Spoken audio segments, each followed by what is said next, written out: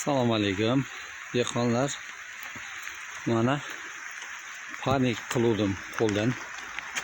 Samodelniy shuni bir ko'rsatay dedim.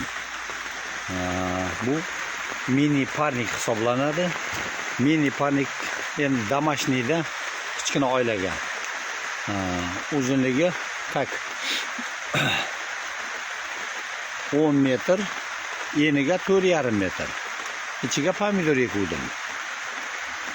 Pomidorning endi uchtasini kattaroq qildim. Endi mana bu sal bo'lsa-da ertaroq pishsin degan nimada ertaroq ekkanman. Endi yerga mana nima desam bo'ladi. Kepak elmayman-da, yerga alay qilaman. Buni uchtasi kattaroq.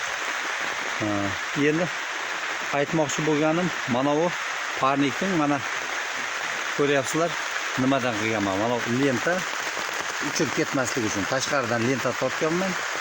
Mana bu endi duga qilib poldan qilganman. Duga. Ko'ryapsizlarmi? Ustini mana qilib yopdim mana. Uzoqdan ko'rsatsam, yavni bilinadi, ko'rinadi. Ana.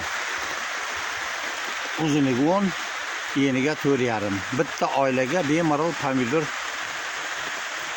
ekib, ertaroq pishirib yesa bo'ladi. Mana yomg'ir yog'yapti hozir tashqarida. Endi buni qo'l bilan kapelli sistema qilib baklashkada sug'orsa-da bo'ladi. Xullas kalam shuni bir ko'rsatay dedim. Mana kichkina oilaga bo'ladi mana shunaqa. O'ziga yetarli. Anaqa hozir ham tashqaridan ham ko'rsatdim. Xudo xolasa mana bodring ko'chatib qo'yganman. Stakanga mana bodring ko'chat stakanga qilganman mana. Buni ham xudo xolasa ekib kichkina nariyada parnigim bor. Xuddi shunaqa домашний parnik hisoblanadi. Ya'ni mini parnik deydimi? Oilaviy alay qilsa bo'ladi. Bemalol ertaroq pishirib yeyish uchun. Buni ekkanimga ancha bo'ldi. Xudo xolasa mana kun isigandan keyin mana klunkani ochib tashlasak ham bo'ladi. Где-то bir 10-15 kun, может 20 kun vaqtdan yutaman, ertaroq pishadi. Shuni bir tavsiya qilaman sizlarga.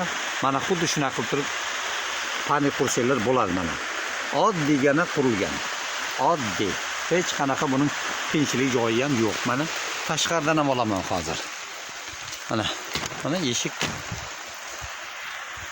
Mana kichkinagina qilib 4,5 metrga 10 metr. Shuni bir ko'rsatay dedim. Men tavsiya qilaman shunaqa qilib hal qilishdi. Sizlarga mana. Kichkinagina oilaviy bo'ladi. Mana shunaqa qilsak.